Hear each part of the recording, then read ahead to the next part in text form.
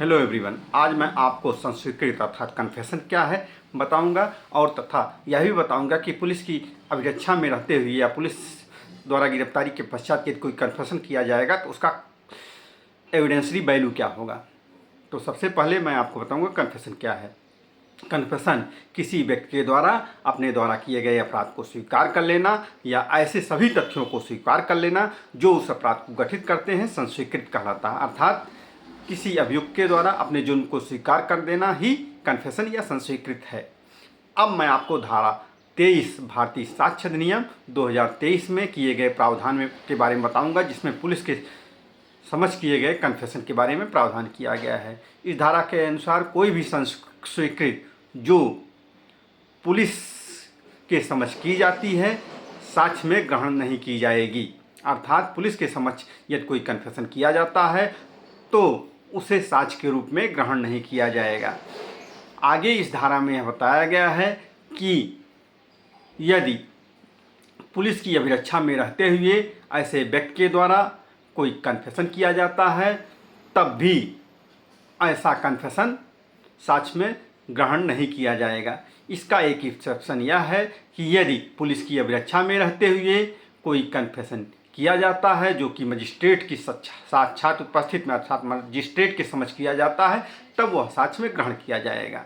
Magistrate के समक्ष जो संस्वीकृत की जाती है इसके बारे में प्रावधान धारा 183 भारतीय नागरिक सुरक्षा संहिता में किया गया है।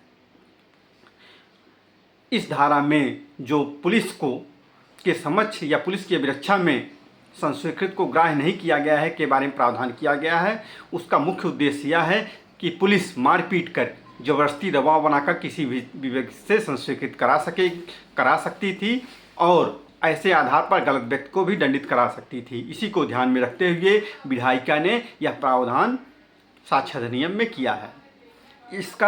इस धारा का एक एक्सेप्शन और दिया गया है जिसमें यह बताया गया है कि यदि कोई व्यक्ति पुलिस की अभिरक्षा में रहते हुए कोई कथन करता है, ऐसे कथन के आधार पर किसी तथ्य का पता चलता है तो वह जानकारी जिससे तथ्य का पता चलता है भले ही कथन संस्वीकृत के कोर्ट में आए या न आए साक्ष्य में ग्राह्य होगा।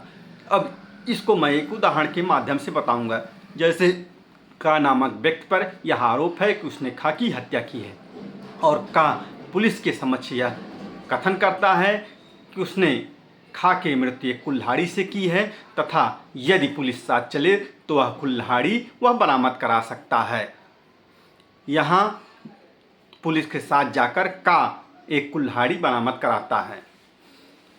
यहाँ उसके कथन में से मात्र वह भाग जिसमें वह कहता है कि उसे कुल्हाड़ी के बारे में जानकारी है, एक तथ्य का पता लगने के कारण इस धारा के अंतर्गत ग्राह्य है।